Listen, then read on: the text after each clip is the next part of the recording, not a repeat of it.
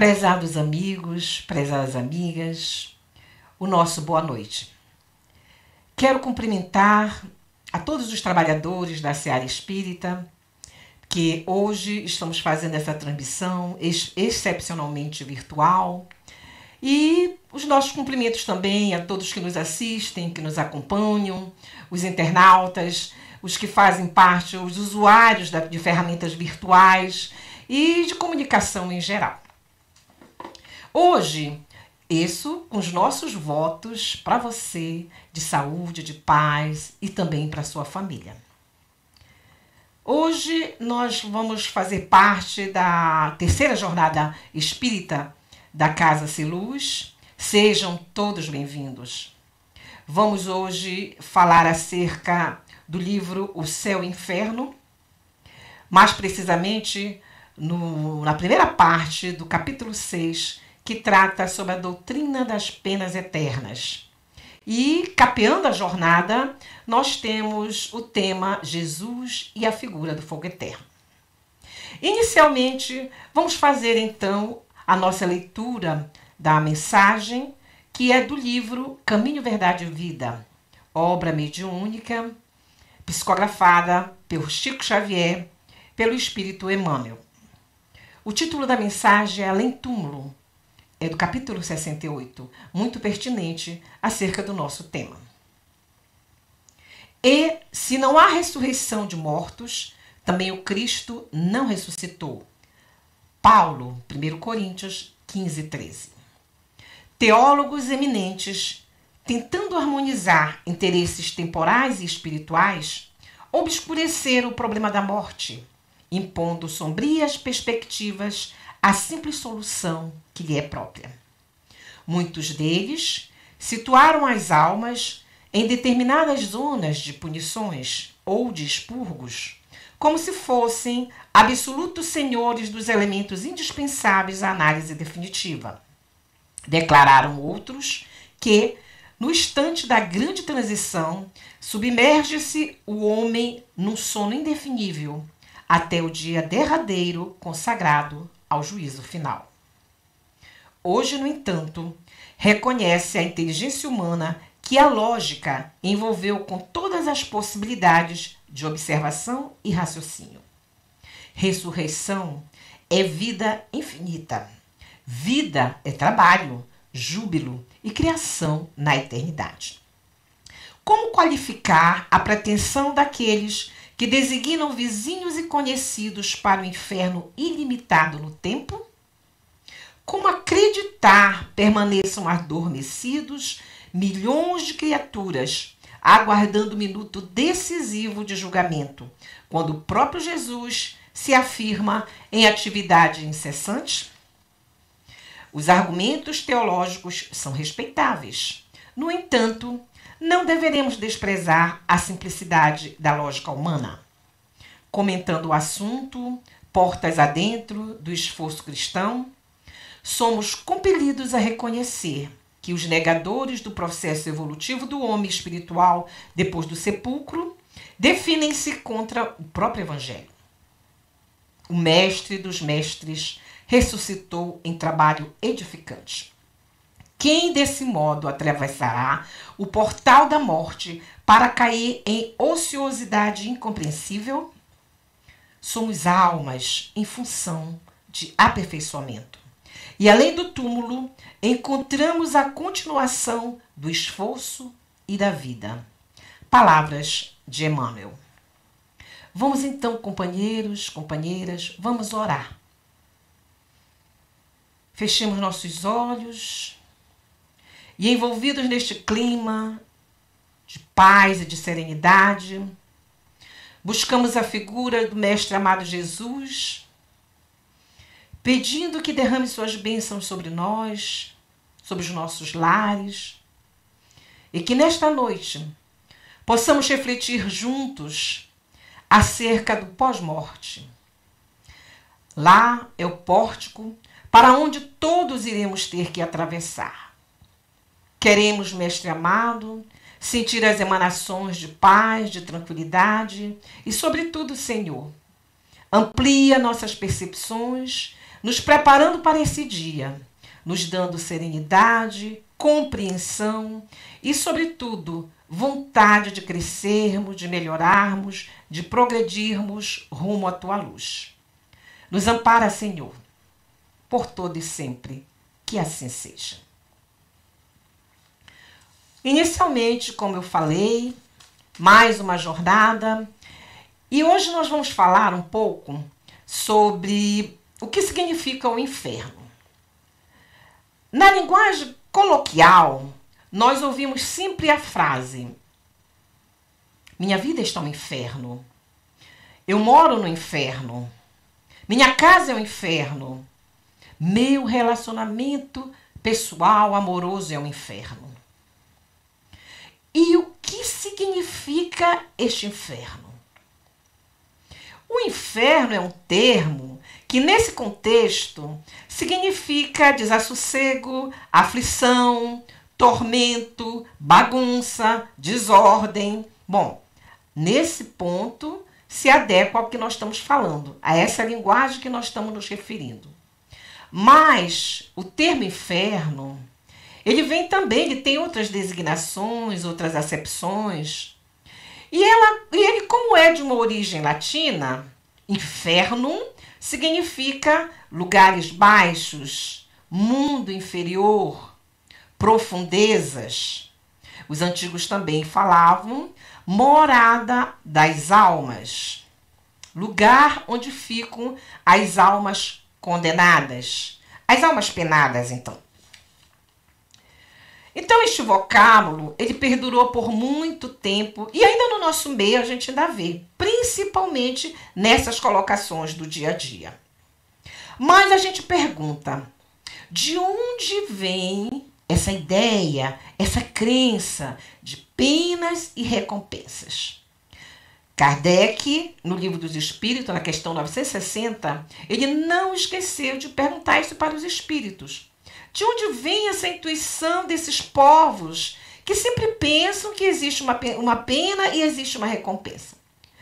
Os espíritos respondem que essa intuição, ela vem, o espírito carrega isso das encarnações passadas, ou seja, do mundo espiritual.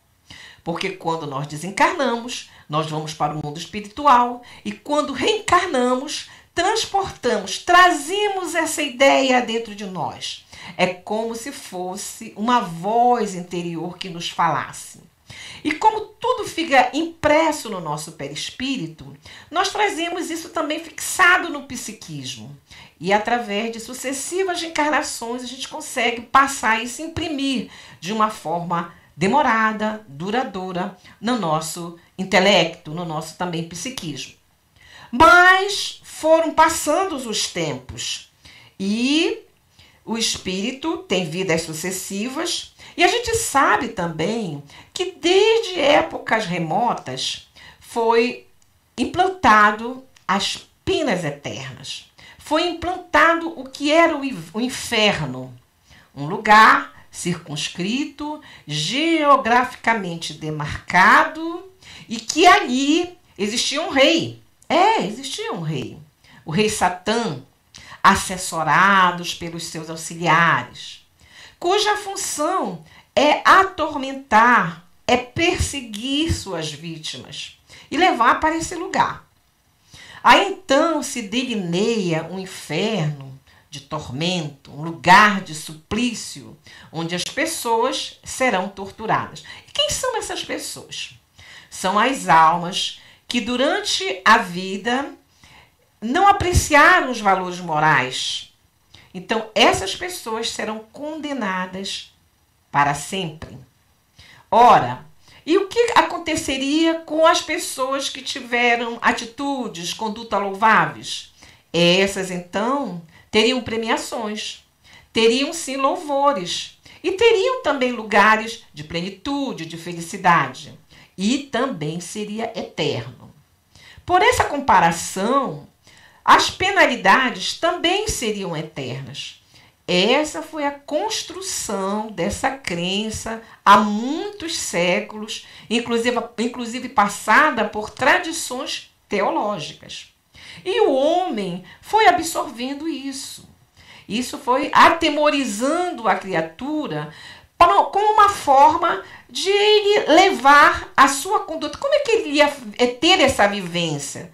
Ele teria que ter algo que o atemorizasse, para que a sua vida, a sua conduta fosse pautada nos ensinamentos, pelo menos cristãos.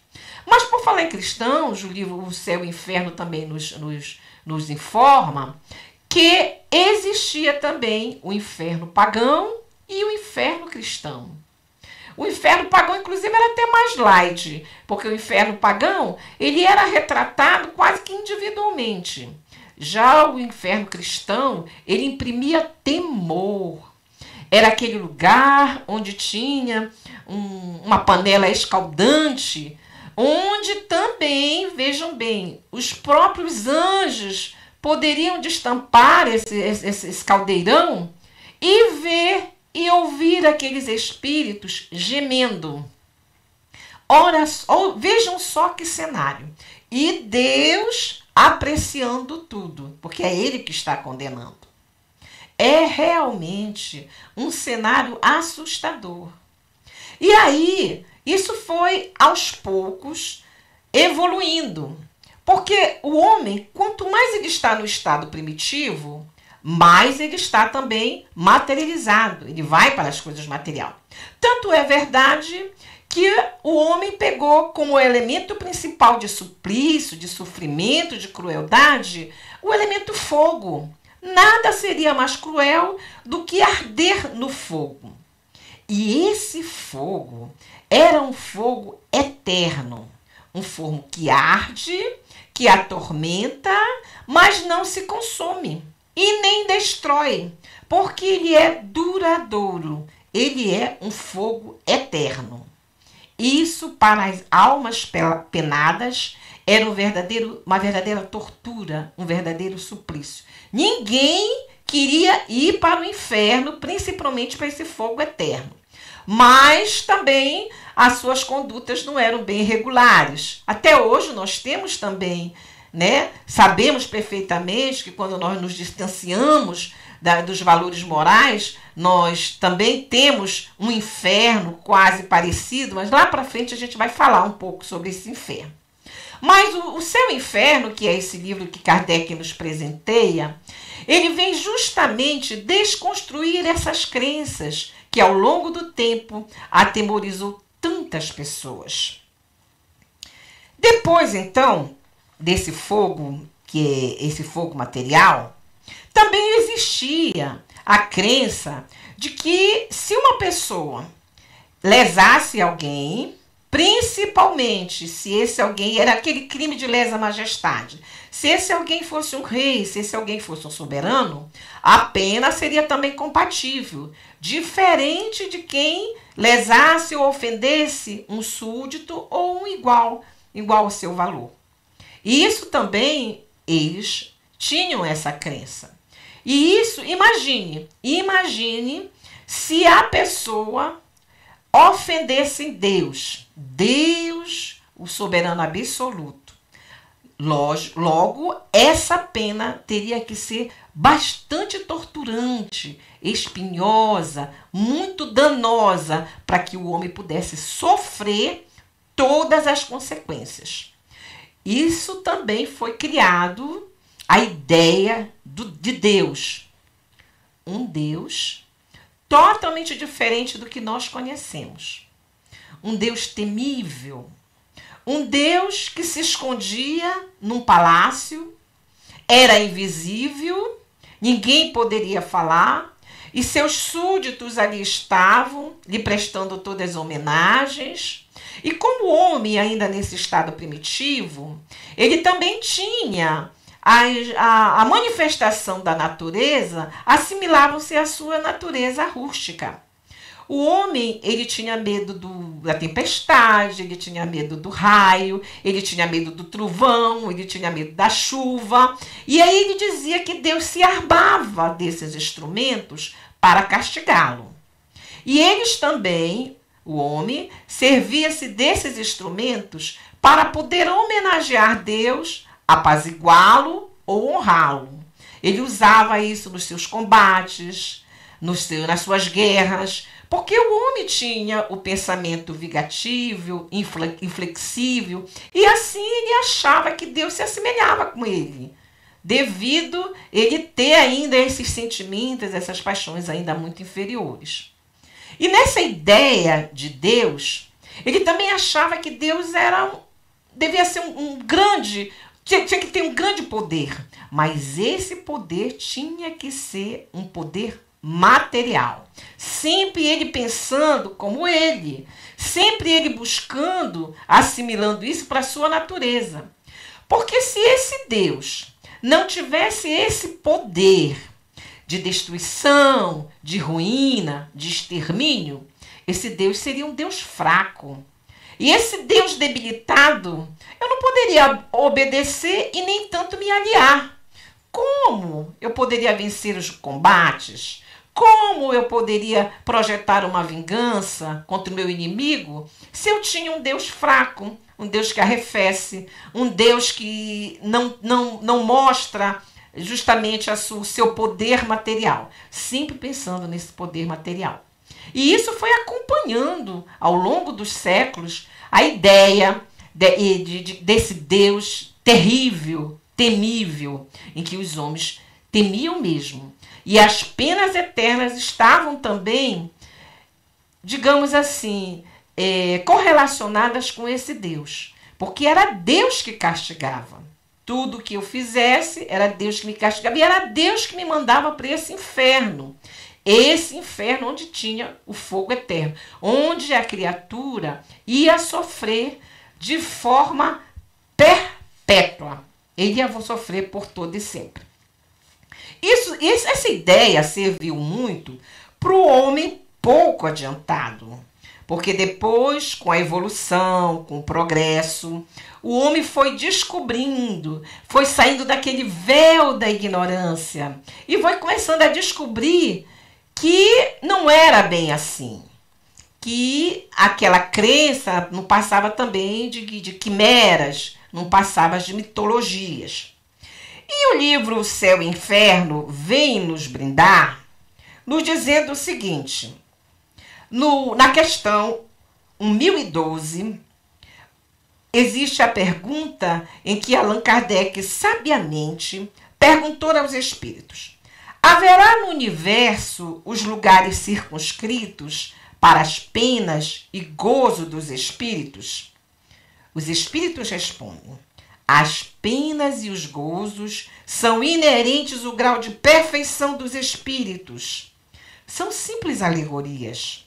Quanto às penas eternas, Kardec, na forma magistral, como se estivesse retratando uma peça jurídica, ele nos mostra no livro O Céu e o Inferno a sua argumentação e a sua refutação, para provar realmente que essas penas eternas, elas enfraquecem diante da sabedoria divina. O que prescrevia a ideia das penas eternas? Vamos ver o primeiro argumento. Era a questão justamente da proporcionalidade. Se o indivíduo comete um crime, ele vai ter uma penalidade de acordo com o seu delito. E se o crime é cometido contra Deus, a punição ainda é mais cruel e eterna, como nós já falamos. O segundo argumento, ele diz assim: se os gozos e as premiações de além-túmulo são eternas, as penas também, os castigos, os processos punitivos também devem ser eternas. Nós também já falamos sobre isso. E a terceira argumentação, que é uma argumentação mais contundente: as penas eternas, elas deveriam servir como freio para o homem, como um dispositivo severo, para poder reter, para poder conter os impulsos infelizes do homem, para poder conter aquelas condutas equivocadas, comprometidas do homem, toda vez que ele pensasse em falhar, toda vez que ele pensasse numa conduta infeliz, ele iria logo lembrar que ele iria arder nesse fogo eterno. E isso era apavorante. E Kardec, então, nos traz essas fundamentações. Essa argumentação e essa contestação, ela nos vai esclarecer, nos vai mostrar o quanto é incompatível com a sabedoria e com a misericórdia divina. Ora, se a criatura deveria receber uma punição eterna, porque o ofendido foi Deus, Kardec nos apresenta um conjunto de reflexão, questionando então onde estariam os atributos de Deus. Se Deus é justo, se Deus é bom, se Deus é toda a sabedoria, como que ele poderia deixar seus filhos arderem num fogo eterno? Ele era nessa crença apresentado um Deus que ainda se aborrece, se agasta, se irrita. Justamente um Deus de forma material, assemelhando aos sentimentos do homem. E se esse indivíduo, por algum motivo, cometeu algum crime numa situação circunstancial, ele não merece ter uma oportunidade, ele não merece ser perdoado, ele não merece remissão? A crença das penas eternas diz que não. Mas aí o Kardec diz, como podemos imaginar um Deus de amor e de bondade que deixa seu filho queimar eternamente? Ora, se a pena é pontual, se a pena é local, só naquele momento, como é que nós podemos conceber essa ideia de Deus? Aí Kardec até nos pergunta, né? Se nós, seres humanos, imperfeitos como somos, nós sabemos dar boas coisas aos nossos filhos. Nós que somos mães, que somos pais, que somos educadores, que somos avós, quando um dos nossos tutelados comete alguma falha, com certeza nós daremos oportunidade, nos compadecemos, não fechamos a porta e nem os olhos e nem os braços para esses que nos procuram, dentro da imperfeição que nós nos encontramos. E Deus, que é infinita sabedoria, como é que podemos conceber isso? Deixar um filho num local porque ele cometeu um crime num certo momento, ele vai ser punido de forma perpétua? Essa é uma das argumentações também de Allan Kardec. E na pergunta 964, há uma outra questão bem interessante, que nós podemos ter o raciocínio de como Deus nos vê. Olha a pergunta de Kardec. Deus presta atenção em nossos atos para nos recompensar ou nos punir? A resposta dos Espíritos. Deus tem suas leis a regerem vossas vidas. Existe uma lei. A lei de causa e efeito, nós já sabemos. Quando o homem comete um excesso, Deus não julga esse excesso dizendo assim, olha, vou te punir porque tu foste guloso. Então, para cada ato ele fala dessa forma. Se fosse assim, nós estaríamos realmente condenados eternamente. Ele traçou limites. A punição é o resultado da infração da lei. Muito bem. Então, essa afirmativa, ela nos clareia mais. Ela já vai nos trazendo um Deus mais amoroso, mais compreensível. Então, o véu do homem, que trazia aquele Deus carregado de vingança, aquele Deus temível, que eu tinha que honrá-lo ou apaziguá-lo, até mesmo por meio de sacrifícios, eu já começo a pensar de uma outra forma. Porque Deus tem uma lei para todos nós. E essa lei, ela nos coloca limites, como diz aqui os Espíritos. Então, os excessos é que nos fazem mal. Todas as nossas ações, principalmente os nossos sofrimentos, é a consequência da infração dessa lei. Muito lindo essa colocação dos Espíritos, inclusive para os materialistas, que não acreditam em Deus, né? Acreditam só na matéria, ou então os ateus, porque aí a gente nem vai falar de Deus, a gente vai falar que existe uma lei. Toda vez que eu me afasto dessa lei, com certeza eu tenho consequências desastrosas para mim. Mas se eu quiser andar retilíneo nessa lei, eu estarei me aproximando, digamos assim, de Deus. Com essa assertiva, os espíritos começaram então a desconstruir aquela crença que nós falamos, do inferno e as penas eternas. A gente já vê aí que já não existe mais aquele lugar de sofrimento onde o próprio Deus vai olhar e vai observar que seus filhos estão gemendo, estão chorando, suplicando saírem daquela tortura.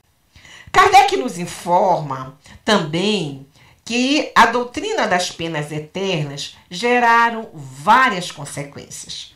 Ele nos coloca isso no céu e inferno, justamente dizendo quanto vai enfraquecer essa ideia, essa crença das tradições teológicas sobre as penas eternas. Ele diz que uma das consequências foi a incredulidade. Nós sabemos, então, que o homem encontrava-se numa infância espiritual, em que, como a criança também está na infância, e nós a enganamos, dizemos que temos um bicho-papão, que ela precisa dormir na hora, que ela precisa comer na hora, porque senão o bicho-papão vai pegar, mas que depois que a própria ideia, que ela evolui, a partir do momento que ela descobre que aquilo não é natural, que aquilo não é verdadeiro, ela já não teme e também não mais acredita. E quando ela não acredita, ela não obedece mais e ela não teme. Então é importante também a gente fazer com que a criança obedeça e que creia através de um argumento contundente, um argumento que possa ser verdadeiro.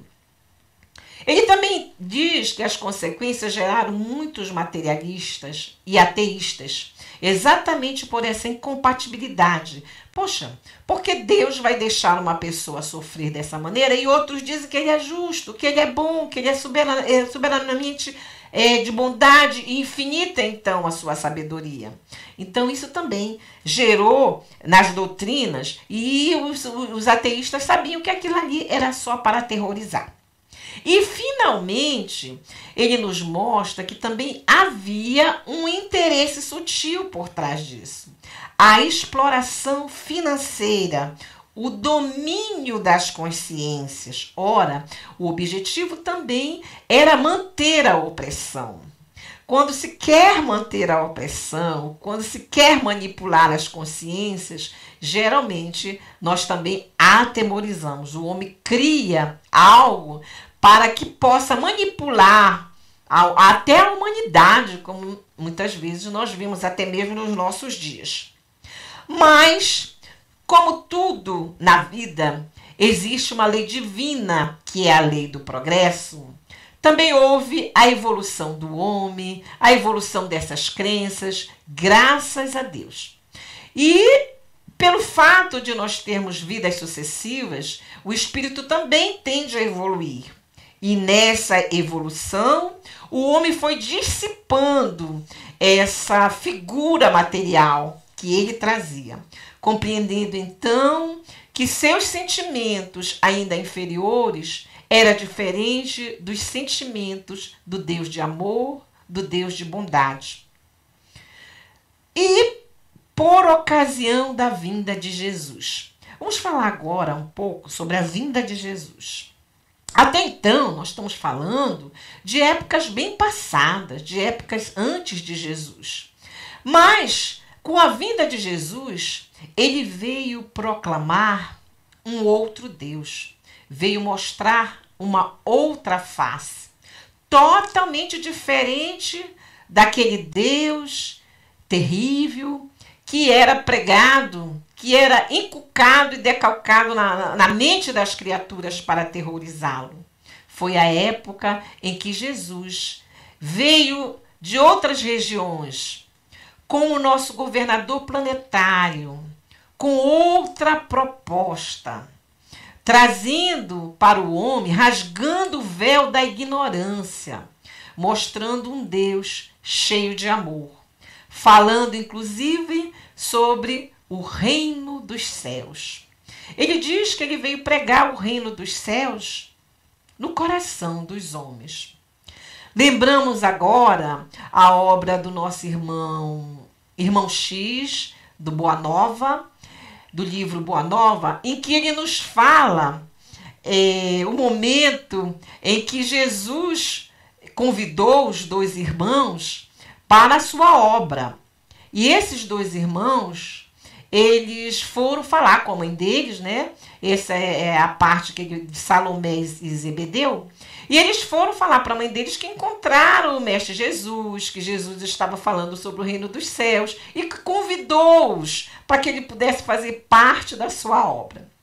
Salomé, como toda mãe, ela pensou, poxa, se o Mestre Jesus, uma pessoa que cura, uma pessoa que está realmente falando para os sofredores, veio com os meus filhos, que são jovens ainda, são pescadores fortes, é porque ele deve estar construindo alguma revolução, vai ser algum príncipe, e eu vou logo garantir o emprego dos meus filhos. E foi assim que Salomé fez.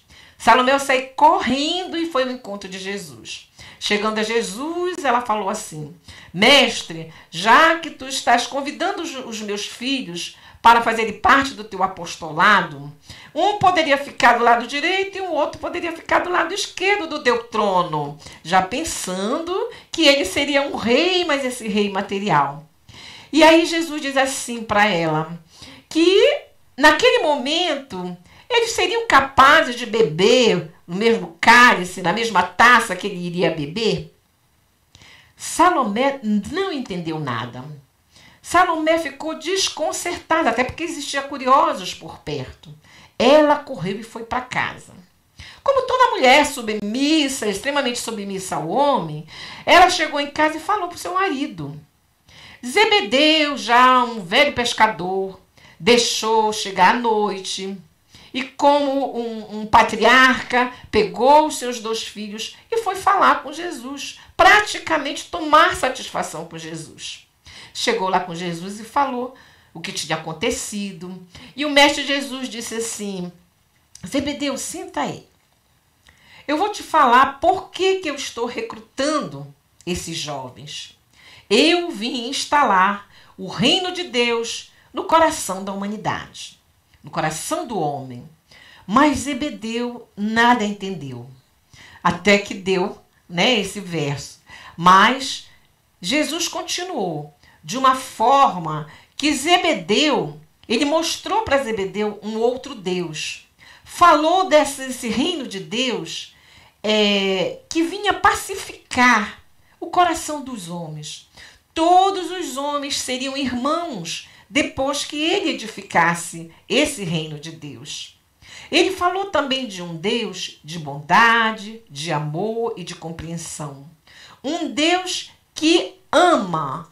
Falou assim, Zebedeu, Deus te ama tanto que agora tu estás aqui comigo e eu estou convidando os teus filhos para fazer parte desse apostolado. Zebedeu, como eu falei para vocês, era um ancião, um pescador de Cafarnaum, e ele ficou tão maravilhado com o que Jesus falou sobre Deus, porque ele conhecia um Deus totalmente diferente. Um Deus que castiga, um Deus que se irrita, um Deus que aplica a penalidade cruelmente.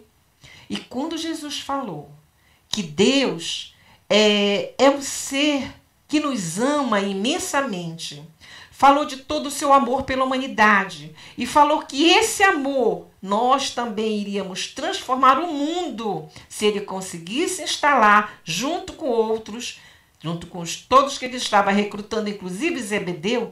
Zebedeu começou a chorar. Chorou copiosamente, porque naquele momento ele percebeu, ele foi apresentado um outro Deus, uma outra face, um outro cenário em que ele jamais conheceu, porque ele temia realmente o Deus Jeová, totalmente terrível, e ele já estava cansado, oprimido também pelas situações, favos em revoltas naquela época, e Jesus veio falar de paz e dizer que existe um Deus que te ama. Isso para ele era maravilhoso, era a beleza de Deus. Na constatação da bondade de Deus, vamos nos reportar sobre o planejamento reencarnatório. Deus não nos joga aleatoriamente no mundo para nós crescermos, para nós vivermos. Não, não é assim. Para realmente provar essa sabedoria e essa misericórdia de quanto Ele nos ama, a nossa construção espiritual é de espírito imortal. Nós fomos criados simples e ignorantes, mas não iremos acabar, arrefecer, não iremos morrer nunca. Olha que bacana, seremos sempre espírito imortal. Nós falamos então no planejamento reencarnatório. Quando nós reencarnamos, Deus, na sua sabedoria, nos brinda, nos dá dádivas maravilhosas. Primeiro, que nós já reencarnamos com um presente. Reencarnamos trazendo um corpo físico, que será o nosso instrumento para a nossa evolução. Com esse corpo físico, nós somos acompanhados no momento da nossa reencarnação, no momento que você nasceu, você é assistido por uma equipe de espíritos amigos e benfeitores, que já é uma segunda etapa, porque já teve outra etapa em que uma equipe de engenheiros celestiais trabalha a nossa reencarnação. Mas nós chegamos aqui, nós também somos acompanhados por um anjo protetor, o nosso anjo guardião, que todos nós temos. Esse anjo guardião, a função dele é nos tutelar, nos orientar, nos inspirar e principalmente nos trazer lembranças. E isso acontece muitas das vezes quando nós estamos no momento do desprendimento do corpo, quando nós estamos no momento do sono. Quantas vezes somos visitados pelo nosso anjo de guarda, que vem nos lembrar de certas missões, de certos trabalhos que nós precisamos desenvolver. E nós acordamos com aquela intuição. Poxa, hoje eu acordei de uma maneira mais renovada, parece que algo no meu interior está falando que eu devo fazer isso, que eu devo fazer aquilo. É o nosso anjo da guarda, que é o nosso guia espiritual. Esse anjo da guarda todos nós temos, felizes, infelizes, os ímpios, os justos, os injustos, enfim. Nós já recebemos ele quando reencarnamos. Olha quantas dádivas. Nós também viemos como o espírito, também temos um perispírito, uma capa espiritual que vai nos acompanhar também.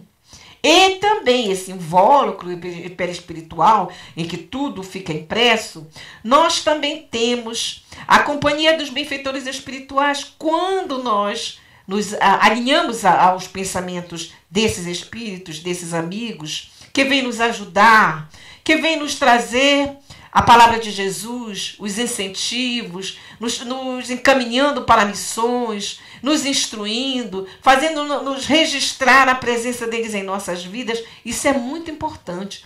Tudo isso é presente de Deus. Para vocês perceberem o quanto Deus te ama. Ele jamais desampara um filho seu. Ora, se desde o planejamento reencarnatório ele nos dá todas essas dádivas, todos esses presentes, na hora do desencarne não será diferente. Ele também nos dá a companhia dos amigos espirituais para nos amparar. Nenhum de nós ficamos desamparados no momento que somos desprendidos do corpo. Nenhum de nós. Há uma equipe também nos esperando para este momento. Então, um pai que elabora todo esse planejamento e que muitas das vezes nós somos coautores também, nós participamos desse planejamento. E quantas vezes nós também até pedimos. Existem tantos termos, tantas anedotas no meio espírita que fala que certas pessoas pedem, eu quero voltar, eu quero reencarnar, Senhor, mas eu quero reencarnar leproso, justamente para pagar todos os meus débitos de uma vez. E aí o benfeitor espiritual vem, porque eles conhecem até onde vai as nossas provas, até onde nós podemos suportar. Ele conhece como serão as nossas expiações, porque o nosso Pai, ele só nos aplica o melhor, só nos deixa passar por essas provas ou por essas expiações quando ele sabe que realmente nós podemos. Nenhum de nós passa por provações, por algum sofrimento na nossa leitura, sem que aquilo seja para a nossa educação espiritual e sem que nós, além das nossas forças. E como eu estava falando, um pai que constrói tudo isso para nós, ele não pode de maneira nenhuma nos deixar desamparados jamais. Nós que ainda temos a imperfeição da carne, quantas vezes os nossos filhos estão em situações bastante embaraçosas e dá um telefonema ou passa um WhatsApp para nós. Olha, pai, eu estou aqui, o carro deu prego, eu estou numa situação, estou num lugar escuro, sombrio, tu pode vir me ajudar? O que o pai faz imediatamente? Corre e vai em encontro do seu filho, porque ele está lhe pedindo ajuda. E com o Pai Celestial é diferente? Jamais. O que nós devemos fazer é abrir os nossos corações para estarmos sempre identificados com as leis de Deus. Nós precisamos entrar em prece, fazer as nossas vibrações, as nossas orações, as meditações, para que nós possamos entrar neste campo vibracional de amorosidade, onde nós seremos, então, harmonizados nos nossos chakras, harmonizados nos nossos pensamentos, sempre recebendo essas emanações. As emanações que vibram de Deus para nós é constante. Os bons espíritos, eles estão conosco constantemente. Só que a nossa leitura ainda é um pouco desfocada. Nós ainda pensamos que, quantas vezes ainda trazemos aqueles pensamentos no nosso perispírito, impresso realmente no nosso perispírito, achando que nós estamos naquelas épocas bárbaras em que é um Deus ainda terrível. Não. Continuamos a afirmar: Deus te ama imensamente. E como todo educador, Deus quer o quê? O que é que um educador quer do seu educando? Ele quer, preferencialmente, que ele aprenda.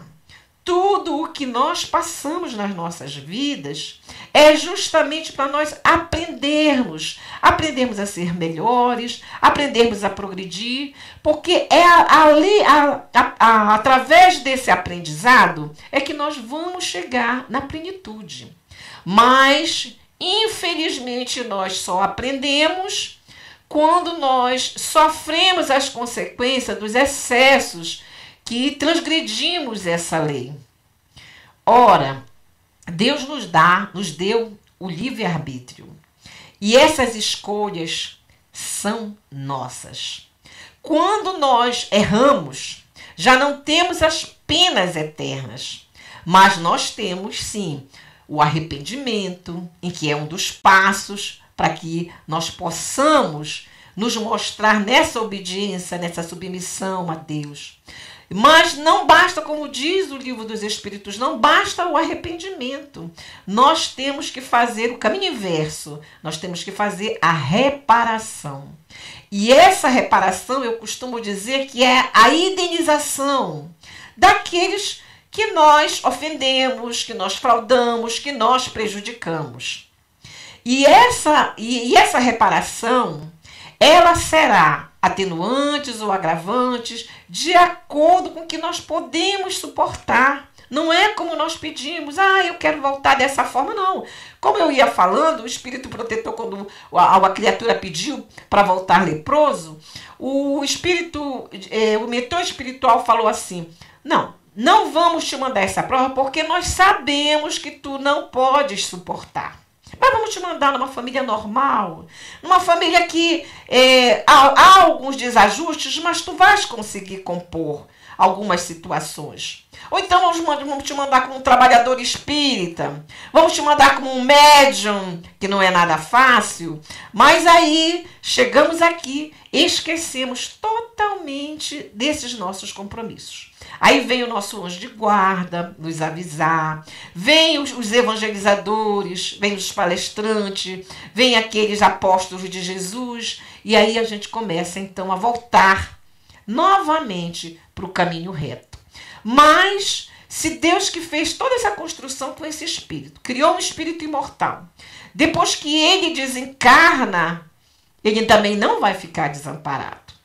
Esse espírito, se ele já tem essa compreensão das leis divinas, e se ele realmente começou, trabalhou numa conduta de paz, numa conduta que pudesse fazer com que o seu irmão já compreendesse o amor ao próximo, esse irmão com certeza terá todo o amparo divino e com certeza ele vai encontrar, ele vai sentir as emanações do Pai, ele vai ver, não é isso? A face de Deus, porque ele é todo amor, ele é todo carinho. Então, Kardec, no livro O Céu e o Inferno, ele veio justamente desconstruir toda aquela crença que nós tínhamos daquele pai que não era amoroso, um pai que nós temíamos. Ele veio nos explicar de uma forma magistral que perguntou para os espíritos na 621 onde estaria então escrita a lei de Deus. Eles responderam que era a consciência do homem. Então a gente vê que o céu e o inferno são um estágio ou estados conscienciais, são estados de consciência. Nós habitamos o nosso céu ou habitamos o nosso inferno de acordo com as nossas escolhas. Fica então a reflexão para nós. Onde eu estou neste momento? Na nossa primeira fala, quando iniciamos a nossa reflexão, nós dissemos que na linguagem coloquial existe: a minha vida está inferno, eu moro no inferno, o meu relacionamento amoroso está no inferno. Hoje nós sabemos que esse inferno ele não existe. Esse inferno ele existe dentro da nossa consciência que nós construímos. Nós podemos construir um céu ou podemos construir um inferno de acordo com as nossas aptidões e com as nossas escolhas. Então, logicamente, um ser inteligente vai procurar estar sempre vivenciando esse céu, que é justamente o Deus de amor que habita em todos nós, porque nós somos essências divinas. Basta que nós possamos cada vez mais estarmos alinhados com a lei de Deus, que é a lei divina. Jesus disse: vinde a mim, a todos que sofreis, todos que estão em aflição, porque eu vos aliviarei. Tomai de mim, que sou manso e humilde de coração, e achareis repouso, descanso para o seu sofrimento, para as suas dores. Quando ele diz: vinde a mim, todos nós que estão aflitos, são todos. Os que estão doentes, os que estão obsediados, os que tiveram perda de entes queridos, os que estão prestes a se suicidar, os que estão sob transtornos psiquiátricos, os que estão desempregados, enfim, todos, vinde a mim. Olha só, mostrando que ele, como filho de Deus, trazendo toda essa bondade, essa sabedoria, esse amor, vinde, vamos à procura, vamos ao encontro de Jesus. Ele sim pode aliviar nossas dores, mas ele também dá uma condição para essa felicidade.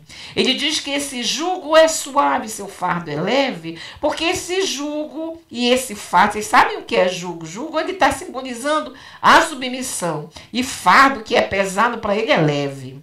É leve porque simboliza o amor. Quando a humanidade compreender que só o amor constrói, que só o amor é que vai nos modificar, que só o amor é que nos vai levar para a vivência eterna do céu, este céu que eu posso construir aqui mesmo. Quando nós chegarmos nessa conclusão, quando nós chegarmos nesse patamar, nós estaremos sim construindo o reino de Deus nos nossos corações e estaremos também construindo o nosso céu. Então vamos cada vez mais procurar habitar, deixar que este céu habite dentro de nós. habite dentro do outro. Mas para isso eu preciso ver o meu irmão como um verdadeiro irmão. Ter o compadecimento, saber perdoar nas horas que eu realmente, às vezes, ainda sou recalcitrante, porque ainda não compreendi as leis de Deus, ainda não compreendi os ensinamentos de Jesus. Mas à medida que eu começar a fazer esse trabalho interno, esse mergulho interior, eu estarei com certeza deixando que este céu divino habite dentro de mim. Prezados irmãos e amigos, é uma satisfação imensa e foi de estar aqui com vocês, refletindo juntos, e juntos também podemos nos debruçar diante dessa obra tão maravilhosa que é o céu e o inferno. Aqui vamos chegando na nossa finalização, fazendo a nossa prece de encerramento, pedindo a Deus que nos abençoe, e envolvidos neste clima de paz e até de emoção, por conhecermos um outro Deus, que é esse Deus que derrama toda a sua bondade sobre todos nós. Queremos, Mestre amado Jesus, estar contigo, registrar tua presença em todos os momentos de nossas vidas. Abençoa-nos, Senhor. Abençoa o nosso planeta que está passando por várias situações de enfermidades. Abençoa, Senhor, onde houver um grito de dor, uma lágrima, que possamos também ser construtores, fazer parte desse apostolado, porque queremos estar contigo. Queremos caminhar rumo à evolução, rumo à tua luz. Queremos ser melhores, queremos progredir, para que possamos edificar este céu que nós tantos anelamos, um céu de felicidade, um céu de libertação para todos nós. Que Jesus nos abençoe e nos envolva em santa paz. Que assim seja.